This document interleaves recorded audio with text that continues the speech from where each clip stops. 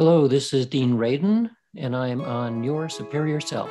Hi, I'm Anita Murjani, and this is Your Superior Self. Hello, this is Dr. Raymond Moody, and this is Your Superior Self. Hi, Cultural Creatives. I'm Bruce Lipton, and I'm here to join you with Your Superior Self. Hi, this is Paul Selig, and this is Your Superior Self. What's up, everybody? I'm Aubrey Marcus, and this is Your Superior Self.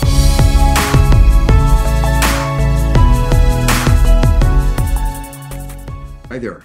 My name is Matthew Fox, and I'm on Your Superior Self.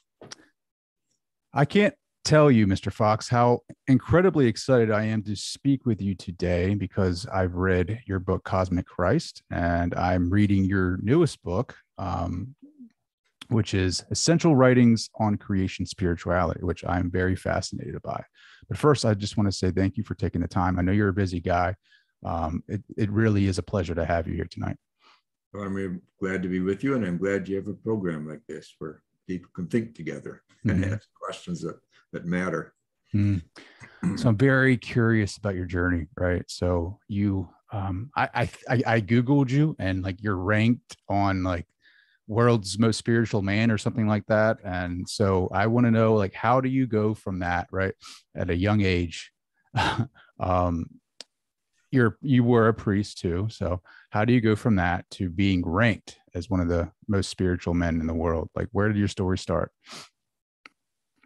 Well, I grew up in Madison, Wisconsin. I'm a Midwesterner. My father was was a football coach at the University of Wisconsin. And I'm one of 7 children. I was in the middle and grew up Catholic. And I went to public high school, and I had great debates with my friends who were Jewish or Protestant or agnostic. So I'd go to my parish priest, a Dominican, and he would give me ammunition like G.K. Chesterton or Thomas Aquinas to read and stuff. And I was interested in that intellectual side to religion and to my tradition. And I had these experiences. Like when I was 12, I got polio, and I lost my legs, and they couldn't tell me if I'd ever walk again. And my older brothers were all state football and that stuff. My father was a football guy. And so it was kind of a shock. And but after about a year or so, I got my legs back. And I said to the universe, I'll never take my legs for granted again. So I learned a deep lesson when I was 12 about not taking for granted.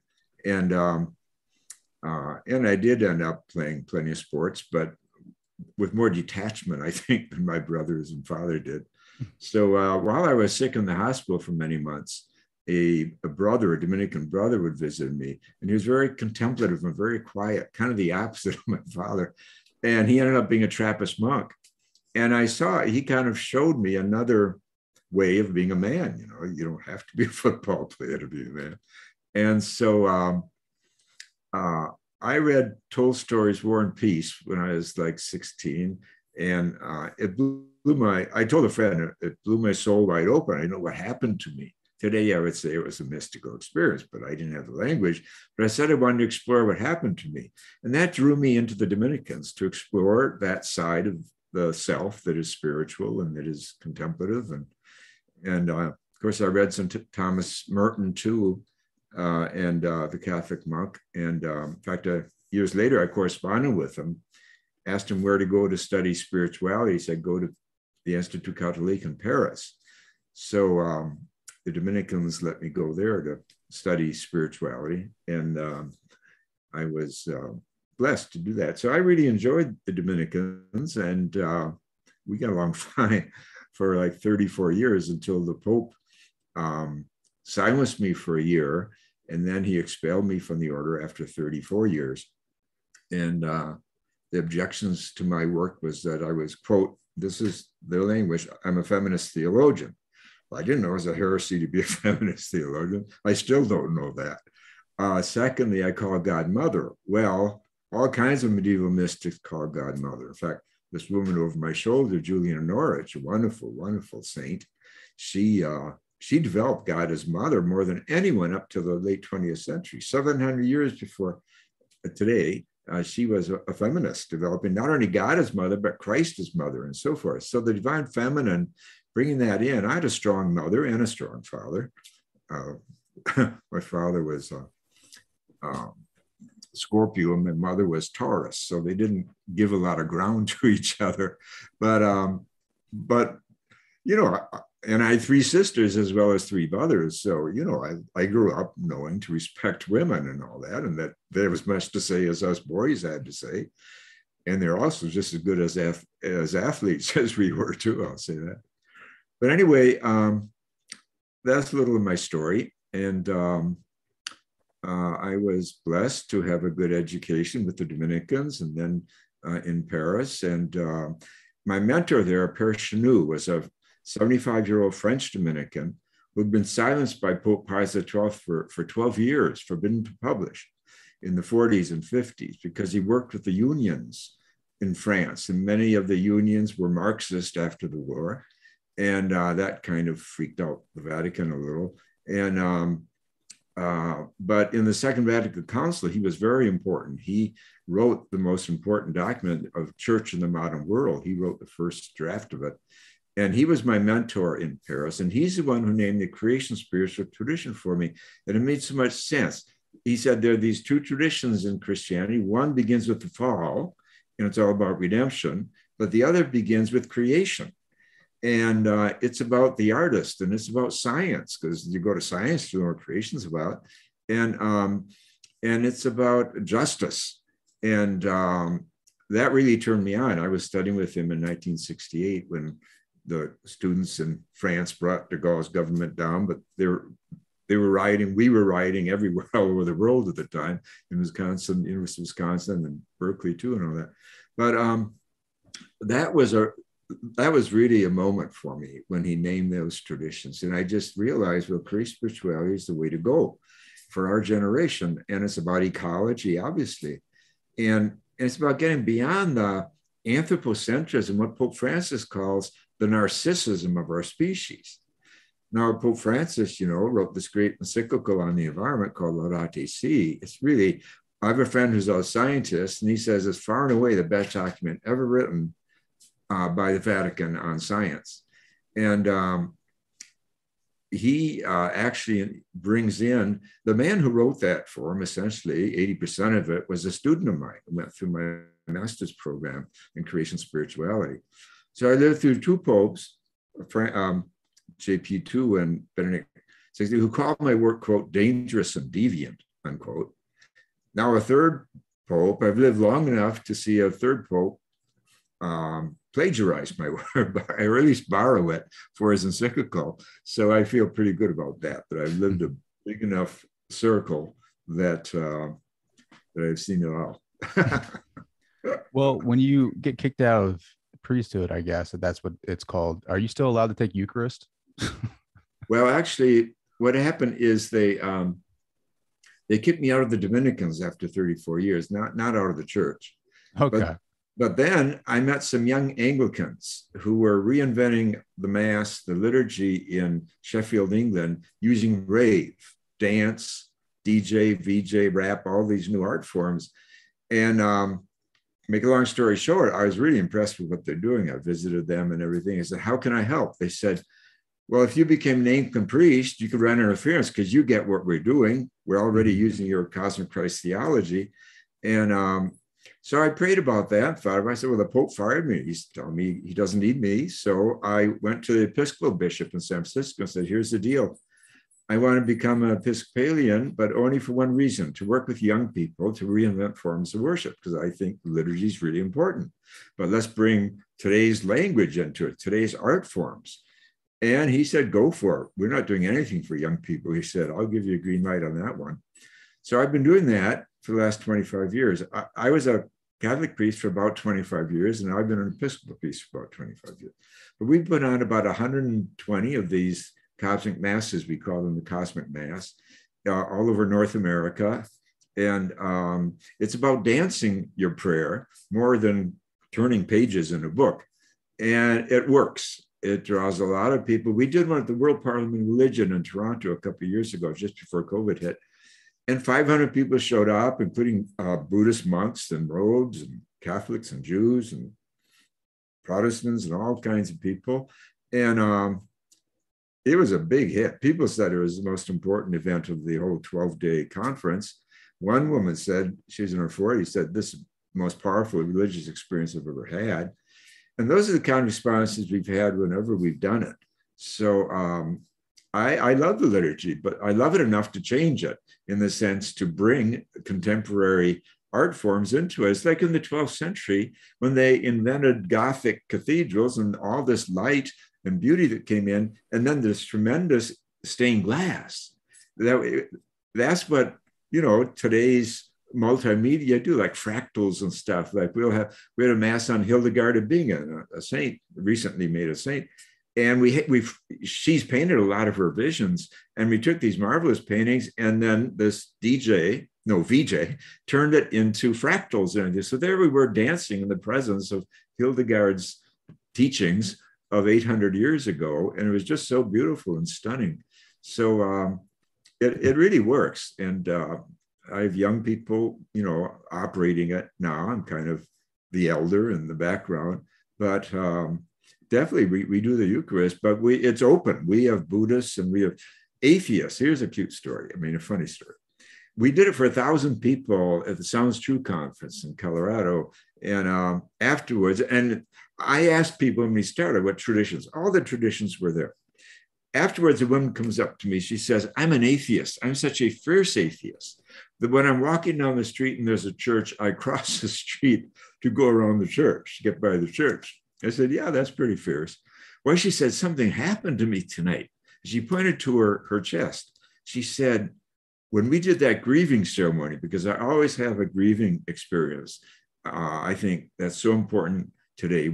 We're all grieving, and we need to grieve more consciously. So anyway, when we did the grievings, it was something happened inside of me, and she hit her chest like this. And she said, by the time communion came along, I had to have some. I was hungry for it. She said, my whole life has changed today. So that's not the first time we've had atheists kind of have a mystical experience in a mass. So that's part of the fun of all this. It's full of surprises. It's so interesting. You talk about some of the mystical experiences that you've had over the years with your chanting or prayer, meditation. What has been the most powerful one thus far? Well, I went through a period of my training as a Dominican. We had a lot of mystical experiences. I just loved the training. There was meditation time. There was the Mass every day. There was study, and I loved to study. And Dominicans teach you that studying is a form of spiritual practice if you bring your heart to it, you know, and you're not in there just to get grades or something else. And so reading the mystics and reading these great thinkers of our past, like Thomas Aquinas, of course, he was a Dominican. This got me so high, sometimes I could hardly stand it. So my confessor said at one point, well, he said, you should consider becoming a hermit. I said, a hermit? I like people. I'm going to teach someday. I like sports. No, he said, think about becoming a hermit. So I thought about it seriously, and make a long story short, I went to a hermitage one summer, way out in the Vancouver Island. And it's a beautiful ride out there. I'd never been west, and it was a train ride, you know, to the West Coast. That was great in itself. But I was there for several weeks, and it was a colony, a small colony of hermits, men, run by a Benedictine abbot from Belgium, actually. But we ended up agreeing that I don't have to be a hermit. But I drew so much energy from that. In a way, I left the priesthood before I became a priest, because my provincial didn't like the idea of trying out the hermits. He said, that's a crazy thing to do. And I said, well, I want to do it anyway. Well, he said, you may never get ordained. That's okay. I want to do it anyway. So I left the priesthood before I became a priest. I think maybe a little freer priest when that came around. But, you know, I've had my share of experiences. At one time, I'll tell you one experience I had. I was lecturing to about 2,000 people in a big hotel in Washington, D.C. And it was a gathering Catholic educators. And I just published my book on compassion, spirituality and compassion. And at one point in the middle of my talk, I was up on the ceiling. There was a great big chandelier. I was on the ceiling watching myself talk. And that was interesting. It was a very gentle experience. I was up there watching myself talk. And then I gently kind of re-entered my body and, and all that. And afterwards, an awful lot of people said it was a special talk. They just felt a special energy in the room and all this stuff. So that's one experience I had. What do you experience anything like as far as like, your awareness is disconnected from your body, but there are moments of pure nothingness, right? Like some people describe that. Is that something similar to that? I've had experiences of nothingness, my own nothingness and so forth. But that was different from that experience. That experience was very light-filled and very gentle, but also unusual. I mean, watching the crowd and watching myself talk away. But the experience of nothingness, I'm so glad you brought that up. That's very important. And again, this is part of the mystical journey, what the mystics call the via negativa. And the realization that Meister Eckhart, my favorite mystic, who was a Dominican and was condemned a week after he died by a very corrupt pope in Avignon.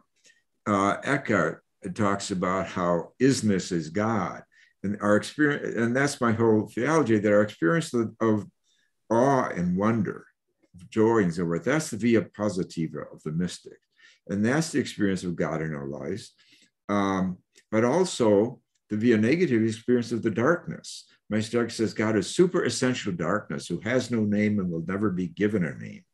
And that's a powerful dimension to divinity too. Then the third dimension of divinity is creativity. The divinity is always creating. The universe is always being created. And of course, science is very much on board with that now, that the universe is constantly expanding.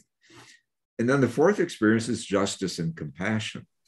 Now, to experience one's own nothingness is really an important step in our spiritual awareness and in growing up. And I remember when it happened to me on several occasions when I was studying as a Dominican, being trained as a Dominican, I shared it with a friend of mine who was a psychologist who was in my class, but he was older than the rest of us, and he was a psychologist. And he really encouraged me. He said, that's nothing to run from.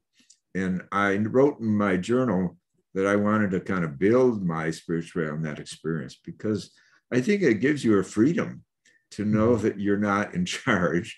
And it opens you up to what comes next, to the Spirit. The Spirit is always trying to work with us to co-create. And I heard you use that word earlier. And that's a deep part of the spiritual spirit, but we have to be emptied. Like Buddhists talk about mindfulness, but that presumes mind emptiness too, that we do have to be emptied, and we can choose to be emptied through meditation, for example, but also suffering empties us. We're no longer in charge when we're suffering.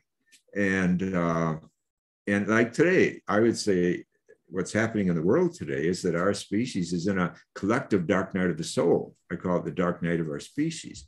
Because even before the Ukraine war, we didn't know how, we do not know. We're facing our extinction. And, this is real.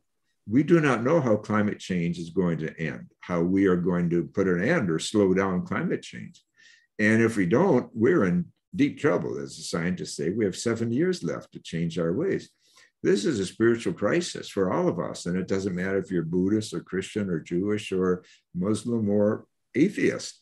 We're in this together. There's only one earth. So we're in a very special moment. The mystics say the dark night of the soul, it's hard, but it's valuable. We learn things in the dark night that we don't learn in the light. And one of the things we learn is wisdom, not just knowledge, but wisdom. And we also learn compassion. And as Eckhart says, compassion begins at home with your own body and your own soul. So we do have to take compassion on ourselves and realize that the emptyings we go through in life, it could be anything from disease and sickness to divorce or losing someone we love. all that has a profound meaning. And of course, that's really the archetypal meaning of the cross for Christians. And of course, the Buddhists say that all beings suffer. So suffering is one of the avenues of the via negativa, you see, that it opens us up. But the experience of nothingness is not necessarily a negative experience.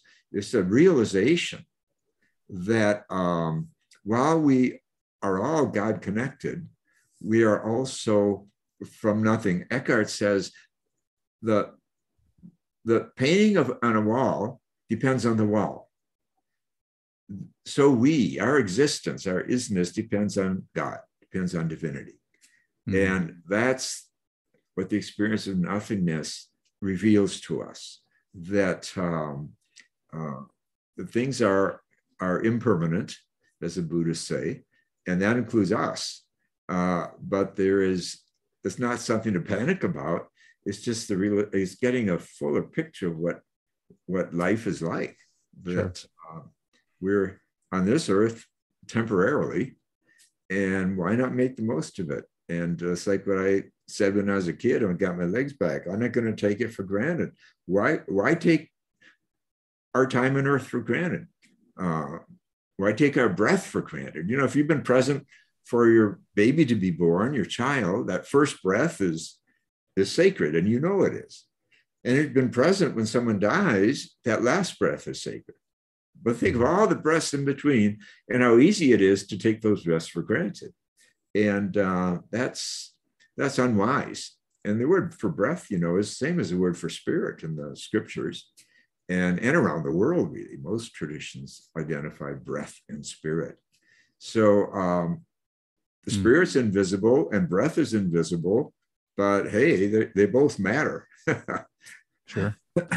Well, I guess my question to you, which is probably one of the harder questions to answer. I mean, ultimately, how do we get people to become more aware to that, right? How do we get people to become more conscious to the fact that we are on a path to extinction, right? Like, this isn't the first time that, Thich Nhat Hanh talks about the previous extinctions that the earth has gone through. You know, this is just one of them. But how do we really wake up people to that fact, or that path that we're going down, right? Like, is it the four paths? Is it reducing our addiction to technology to kind of pull out of that consciousness, that distraction, and reconnect with Mother Earth and to that divine feminine that you talk about? Well, it's all those things. I think it's also realizing how powerful our capacity for denial is. I was lecturing a few years ago in Florida, and it was at a conference on ecology. And it was in northern Florida. We're getting northern Florida. And at that time, the governor of Florida, who's now a senator, was saying that anyone who uses the word climate change in any government literature or letters, correspondence, will lose his job. You can't use the word climate change. And here we were in a state. I visited South Miami that visit, and there was 4 inches of water on the street, on the sidewalks. And here's a governor of that state. The state is sinking, literally.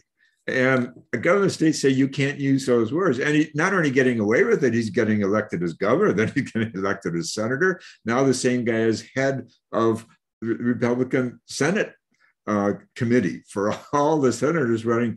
So the power of denial is one of the biggest problems, because we can't underestimate. Meister Eckhart, the great mystic, says God is the denial of denial.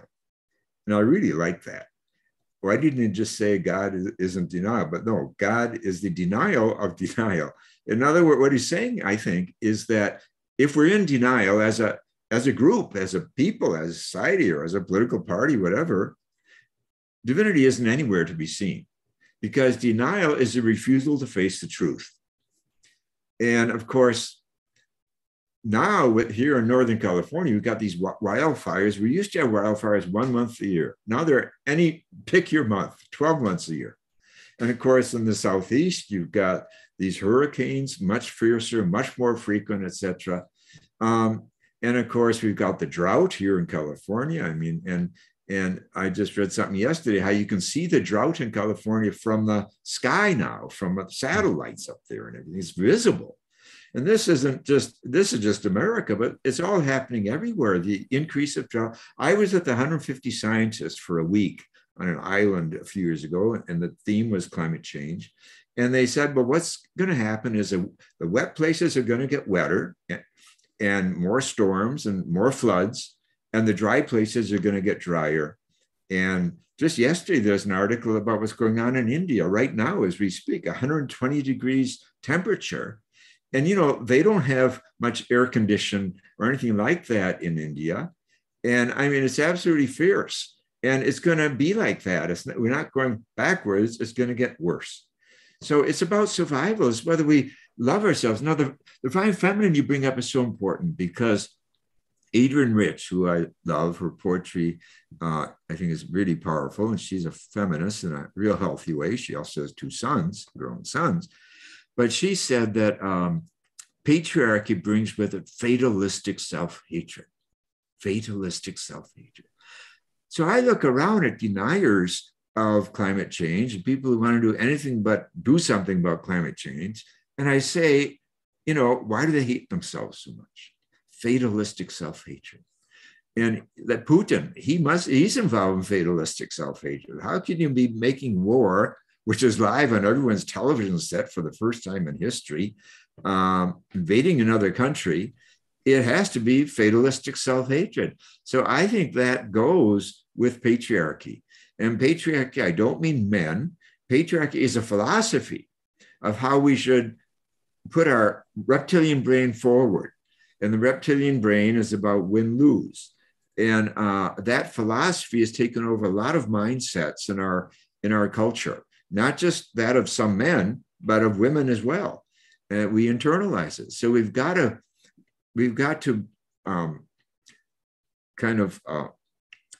do better in gender balance in terms of our own awareness. And Mother's Day is coming up now. And realize that the energy of the mother, which is also within men, it's our own creativity as well, and take care of our projects. But that capacity is a capacity of compassion. And that's how Julia Norwich, who's over my shoulder, talks about it, that motherhood is primarily about compassion. Well, that's what healthy religion's about too. That's the Dalai Lama says, we can do it with all religion, we can do away with it, but we can't do away with compassion. Compassion is my religion. But that's Jesus in Luke 6, be you compassionate, the creator in heaven is compassionate. In the Quran, by far the most frequent adjective for Allah is Allah, the compassionate one. So teaching compassion is what healthy religion is about. And that is bringing in the divine feminine to balance a strong and healthy masculine, not a patriarchal version of masculine, but a healthy version. I wrote a book on recovering the sacred masculine. I have 10 archetypes like Father Sky, Green Man, Blue Man, Hunter-Gatherer, Spiritual Warrior, all of these wonderful archetypes, very ancient for what a real man is about. And even the word virtue. Virtue comes from the word for man, it's manliness. That's the traditional teaching of virtue. This is healthy manliness, where you develop capacity of courage and of standing up for justice and all the things we like to talk about for our heroes, like Dr. King or Gandhi or Mandela or someone else who stood up and counted themselves, John Lewis. That's manliness. That's healthy masculinity. Being number one is not manliness. Being the richest one on the block is not manliness. That's an ego problem. That's not adulthood. And so we have to find these ways of honoring and bringing out the divine feminine in men and women, and the healthy masculinity in men and women. And our whole culture has to change in that regard. For example, education. We're so busy pronouncing on knowledge that we forget there's such a thing as wisdom. Of course, wisdom is feminine. In the Bible, she's feminine. And of course, Mary in the Catholic tradition stands for the divine feminine. And of course, in the East too, over my shoulder, Kuan Yin, she's wisdom in the East, and she's feminine. She's feminine all around the world. So she's been banished from school. She's been banished from academia. That means from lawyers in the law profession. They don't get wisdom. They just get knowledge. And you go through all our professions, and it explains why we're in the trouble we're in today, because we're not feeling the suffering of Mother Earth, who's being crucified on a regular basis, and time's running out for us. Sure. Biologists a few years ago said, we're the first species in 4.5 billion years on the planet that can choose not to go extinct.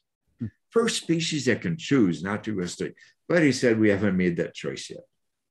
There we are, facing our extinction. So you talked about having more compassion. You talked a lot about our professional lives, right? But you talk about in this book how we need to change the way that we do our work in our everyday lives, even our professional lives. How do we change that? How do we become more passionate in our work? How do we rework work? Well, I think the first thing is what the mystics teach, East and West. Aquinas says, the Tao Te Ching says, in work, do what you enjoy. In work, do what you enjoy. And I think that's really foundational, primal. And Aquinas says the same thing. He says that the joy is part of all good work. So finding the joy in work and asking the question, what joy do I receive from my work, and what joy do others receive from my work? I think it's a really important question.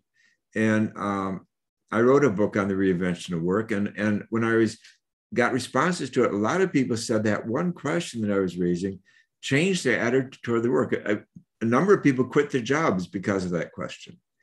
And they found a work that brought more joy to them and to others. And then they were happy at work. So, I think that our work is where we leave our biggest footprint. Of course, also in parenting. But those two things, work and parenting, that's the gift we're leaving behind. And why wouldn't we want joy to accompany it? And when you bring up the subject of joy, you move from ego to community, because joy is not an isolated thing. When people are joyful, they want to share. And that's creating community, whether it be a family situation or a city or a country and so forth. So I think we have to continually feed the joy in our work and the beauty of life, that we have to meditate on the gift that this earth is, and what a unique tiny planet it is in the midst of this vast universe. But it's the only one that has giraffes and elephants and whales and rainforests and dogs and cats. And hey, why don't we enjoy it while we're here and make the sacrifices to preserve it? Thomas Aquinas has the most brilliant statement on salvation, this word salvation. He says, the first and primary meaning of salvation is to preserve things in the good. That's how he defines salvation. He doesn't mention staying out of hell or clawing your way to heaven. The first and primary meaning of salvation is to preserve things in the good. Isn't that a perfect definition of our task in this time of ecological climate change and crisis? Are we here? Are we committed to preserving things in the good at our work, whatever work we do, in our citizenship, in the people we elect for office, or if we choose to run for office, etc.? Is that what we're about? Preserving the good for future generations? What a noble vocation that is. And so I think we have to ask these kind of questions. And I think many people today, especially young people, are primed to ask and answer these questions, because they're not hiding. They're not in denial about climate change. They're asking serious questions about, do we dare to bring children into this world, given these circumstances? I hear that all the time from 20s 20-year-olds and young 30-year-olds. And it's a serious question. And so now there are ways to stop climate change. I was at a conference at Sierra Club this past year, well, a couple of years, just before COVID. They asked me to speak on the Pope's encyclical Laudato Si, but also they had two scientists, and one of them was with Intel, and then he quit Intel to devote his whole life to climate change. And he comes from India. And he said this, he said, I'm an engineer, so listen to what I'm telling you, because I've done the numbers, I've crunched the numbers, he said. He had screen and projection pictures, but the essence was this. He said, if everyone on the earth became vegan and took all the land that we're using for livestock to feed our meat habits and turned it into trees, which is what it once was, we would not only stop climate change in 10 years, we would turn it back in 10 years. Now, I don't think we can all be vegan, but there are degrees of vegan. First of all, young people should hear about that because they can choose to be vegan. But I think it's harder for us older people to change habits entirely. But we can all, there's a spectrum here.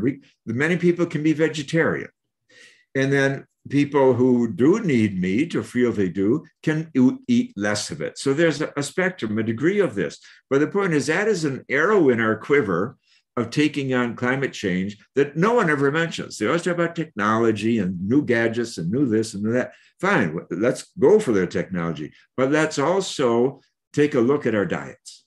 And if it costs us something, if we're in love with beef or something or chicken or something, well, sacrifice is part of caring for your children, isn't it? And it's part of preserving the earth. So, asking for a little sacrifice, fasting, is not a bad thing. It's good for the body and it's good for the soul. And in this case, it's good for the future community. Sure. So I think, those kind of questions are worth thinking about too, that there are ways out of this morass. But like you say, we have to wake one another up. We can't wait for 7 years and do nothing. We have to be active. Mm-hmm. I think the key there is like the inner work, right? I think once everyone starts to find out more about or dial up the curiosity about what we truly are as far as like conscious and awareness or spiritual beings, and they travel inward, I think the more they connect with that essence, the more that all of the other stuff falls away, right? I find it true for myself where, I was a materialistic guy. I was very much into, a lot of the socioeconomic, topics that everyone's into now, where as I develop my spirituality more so, the more that I find all of that external materialistic things to fall away, right? Like my diet has totally changed. Like I'll drink black coffee. I try not to eat too many sweets. I don't like sugar because my body, I feel the effects immediately after having sugar. My meditations are stronger when I'm on a healthier diet. I am a meat guy. However, that's starting to fall to the wayside more because I find myself eating chicken and then I'm starting to feel tingles from probably all the chemicals they inject and steroids that they inject in the chicken. Steak, same thing, right? Like the more that I can purify my diet, the deeper that I have these experiences that you have talked about in meditation and in chanting, and which drives my passion to connect more. So I think going back to the reworking topic of everyone's professional lives, if companies started investing more in the inner work for people and their employees, I think naturally what people would do is start wanting better lifestyles for themselves. I think they'll start connecting with that spirit that we are, that energy. They'll start having these mystical experiences more so in different depths, and they'll become more curious and they'll want to do these things for themselves as opposed to wanting to do something for like New Year's resolution or I need to lose 10 pounds because this and that. They'll start wanting to connect more with that spiritual side of themselves, and all of these other things will just start falling away and they'll start realizing who they truly are. And I don't know. those are my thoughts. What are your thoughts on that? Well, I think those are great thoughts. As far as my diet goes, I read Diet for a New America like 25 years ago when it came out. And I gave up beef because of that book 25 years ago, because it talked about how much land and water and wheat and so forth it takes to grow beef, a pound of beef. And so I quit, but I still eat chicken or fish and so forth. Mm-hmm. And I haven't missed beef in the last 25 years. So it wasn't that difficult. I had enjoyed it up to then, or thought I had, but I think it's also been good for my body that I'm not eating red meat like that. And I'm healthier than a lot of other people I know at my age of 81. So knock on wood, I've been blessed in that regard. But I do think that maybe part of it is that I gave up beef thanks to that book. You know, that book was written by John Robbins of the Robin ice cream clan. And he gave up a big inheritance to go that way and chose, and I got to know him. He lived here in the Bay Area. And it's an interesting story. And he was a young man. And I mean, he could have been super rich, but he gave up not only ice cream and sugar, but the whole corporation and all that. So I think that's quite impressive too, you know, that he made that choice.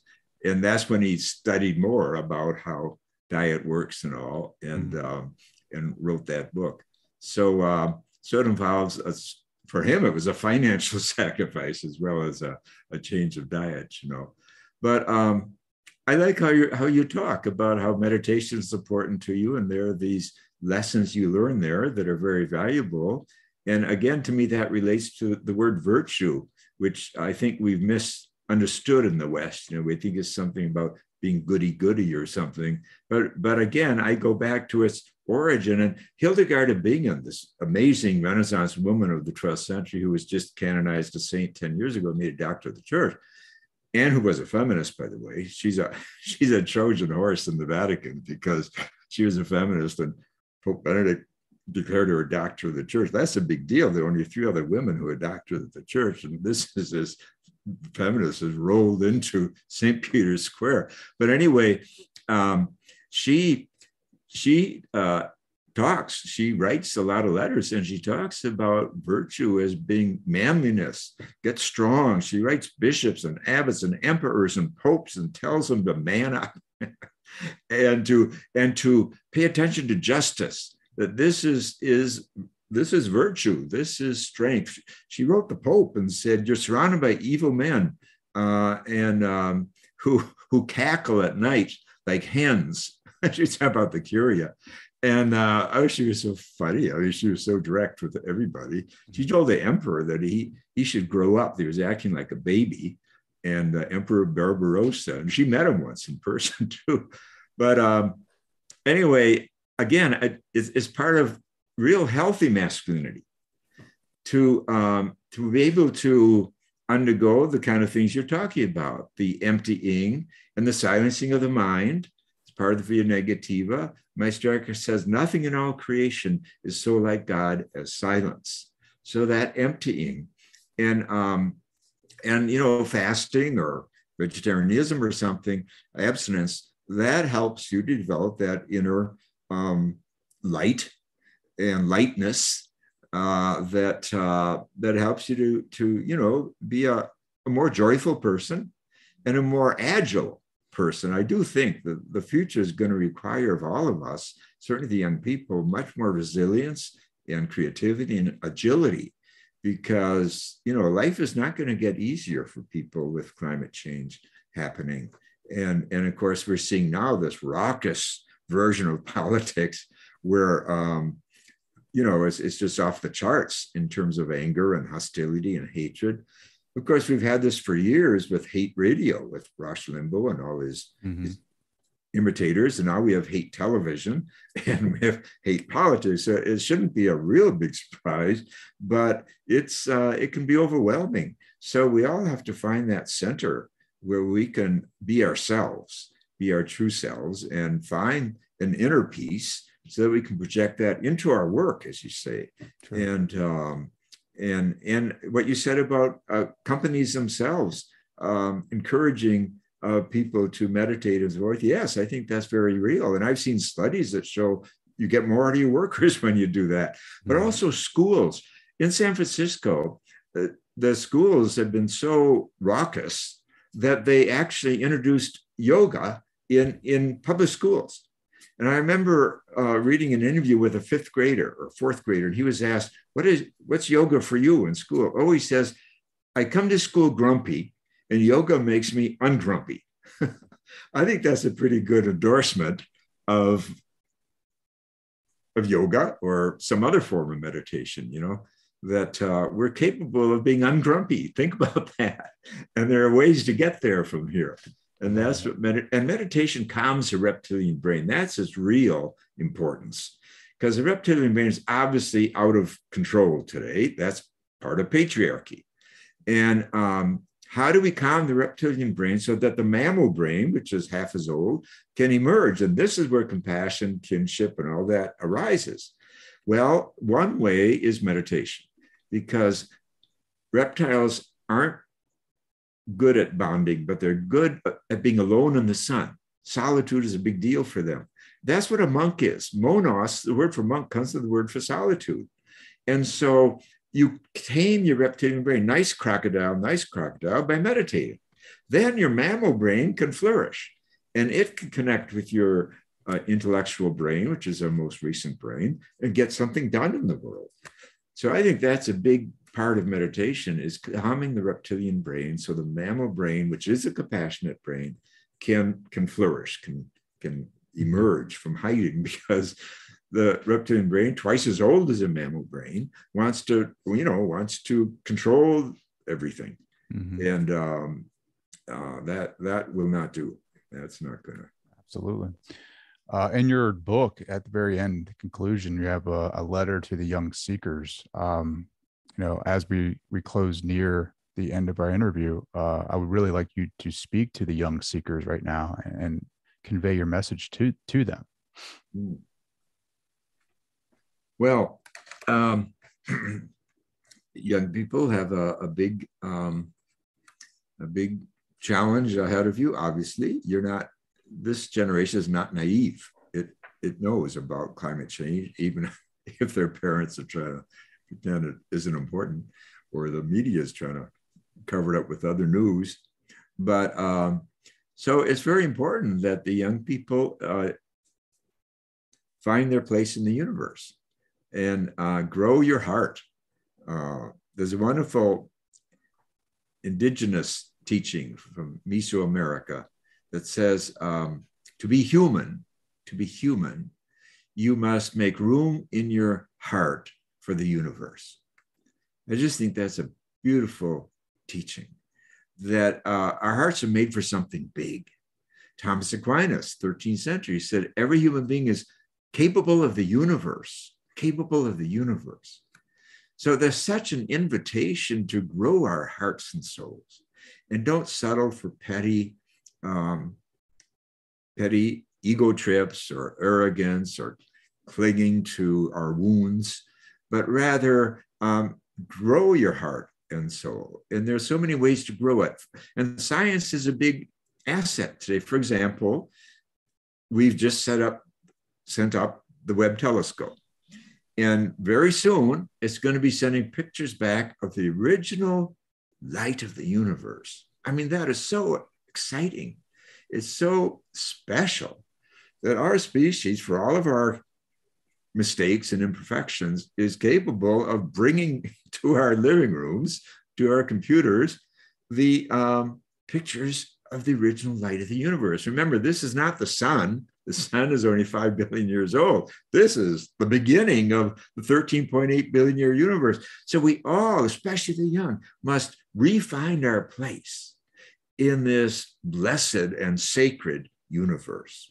Thomas Berry, one of the great eco-prophets of our time, and I'm honored to say he was a friend of mine and a teacher, he says we say, you will not save what you do not love, but we will neither save nor love what we do not consider as sacred, what we do not experience as sacred.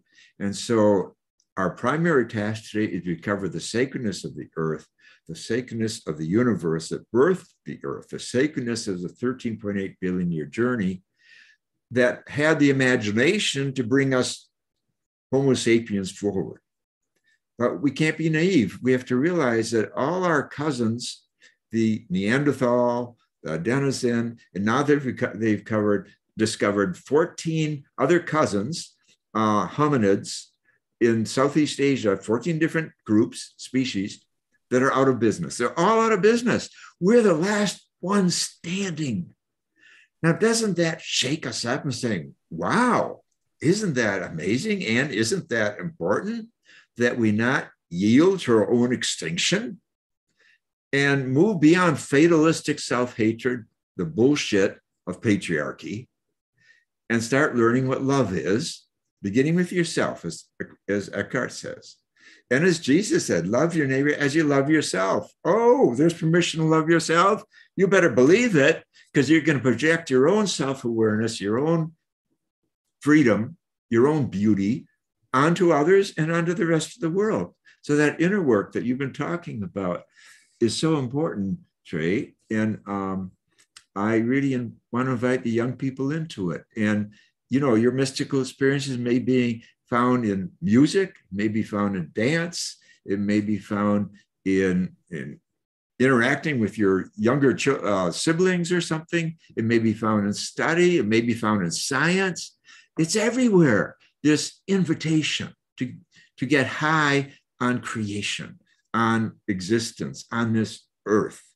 And, you know, it's just a pity to think that humanity would turn its back on its own future and its own destiny. It's going to be work. Prepare yourself for work. Gandhi said, if you're going to be a leader, prepare yourself for mountains of suffering. Mountains of suffering. It's going to be work, but it's good work, and it's co-creating with the Holy Spirit, and the Spirit wants to work through you as an agent. I love all of that. Matthew Fox, thank you so much for taking the time to hang out with me tonight. How can people reach out to you? How can they find out more about you? Well, I do daily meditations with MatthewFox.org every day, and it's free. You just dial into that address, or my webpage is MatthewFox.org, 2 T's in Matthew. So I think that would be, either of those avenues would be fine. And the new book is kind of a summary of my teaching. And I'm smiling in the picture here because I'm sitting in the choir stall of Meister Eckhart from the 14th century, this Dominican, the greatest mystic of the West, probably. And it's in Erfurt, Germany. And believe it or not, the entire Dominican church there and priory, which he was head of for 8 years, it was not in any way affected by war in all these years in Germany. It's like a miracle that's still standing. So I taught there for a week. I taught Eckhart in the very room where he taught novices in the 14th century. So wow. I'm sitting in his choir stall, and so that's why I have this shit-eating grin on my face. Why wouldn't I, you know? Oh, man. You have a long list of literature that you've contributed to this world, and I can't thank you enough for all the work and for all your sacrifices and for all the teachings that you've helped people understand, especially myself. So thank you so much, Mr. Fox. Thank you. And thank your artist friend for that painting up there. It's real nice, and it's lively and colorful, and it's a good thing.